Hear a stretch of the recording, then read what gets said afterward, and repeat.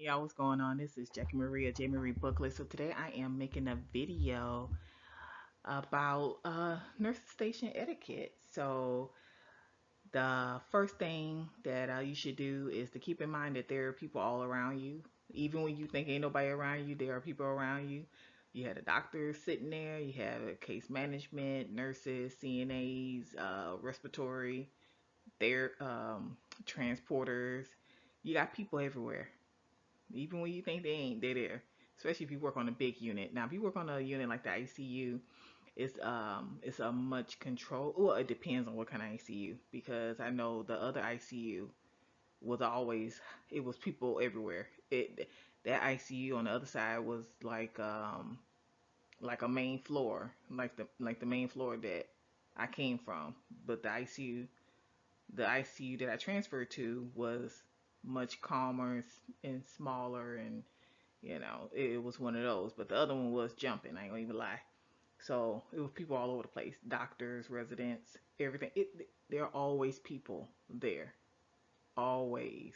So just keep that in mind when you're doing what you're doing, okay? Because it's just people watching.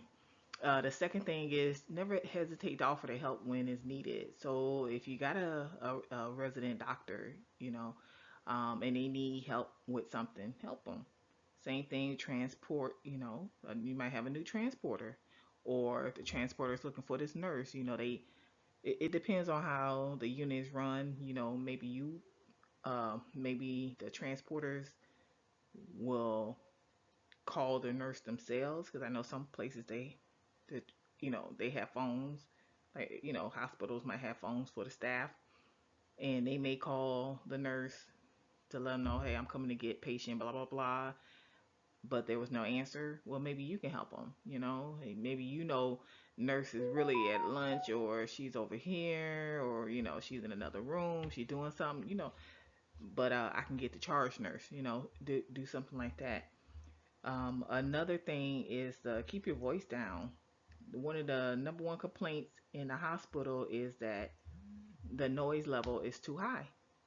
And the complaint is usually for night shift because you got to understand at night the hospital is much calmer, quieter. You don't have the call lights going off like that. You don't have the phones ringing like that. Patients aren't going here and there. They're usually in the bed. And so you have the nurses and the secretary and the CNAs, they have more downtime. And so when you have more downtime, you do more talking. So, and then you don't realize how loud you are because the hospital's quiet, and you just don't realize how loud you are.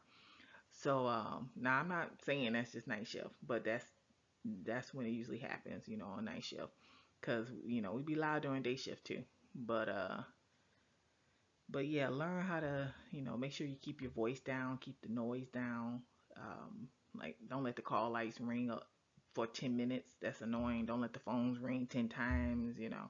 I talked about it in a video when I first started at a at the other hospital I started at. The night shift secretary, she was night shift. She let the phone ring, I think 5 times before she would answer it. So she would literally sit there and look at the phone and count one, two, three, four, five rings, and then she would answer it. And she would do the same thing with the call light. I'm like, why are you doing that? Just answer the damn phone. Like you sitting there looking at it. Like literally, she's just sitting there. Um, the fourth thing is to straighten up after yourself when you're finished with a task. So, an example could be like when I'm trying to keep myself busy, I might, let's say, I might get the physical charts that the patients use, like the physical chart. And when you're putting the patient label on the chart, taking it off, putting the allergies on the chart, taking it off, you're doing it all the time with the same chart. The chart get kind of dirty.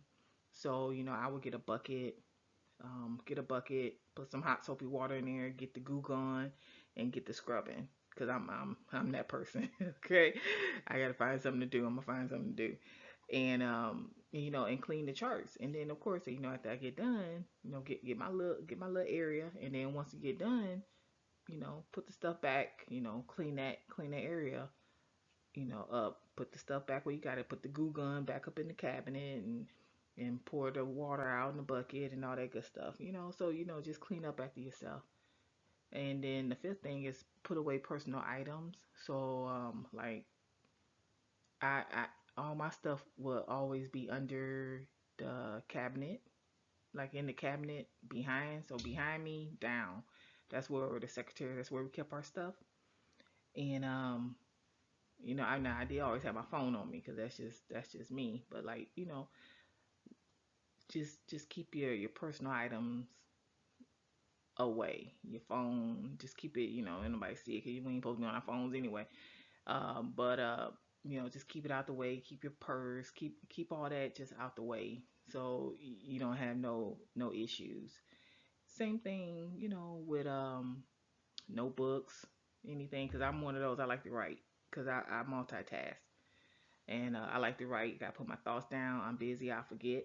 I'm one of those people. So like if I got thinking about personal stuff, I'll write it down. If I got a little notebook, keep that to the side too. Don't just have all your stuff out mixed in with everything else. We don't want no problems. So if you can think of anything else, how we can nurses station etiquette, you can put them in the comments below. You can also follow me on my blog. That's where I talk about being a unit secretary. And I'll talk to you later. Bye.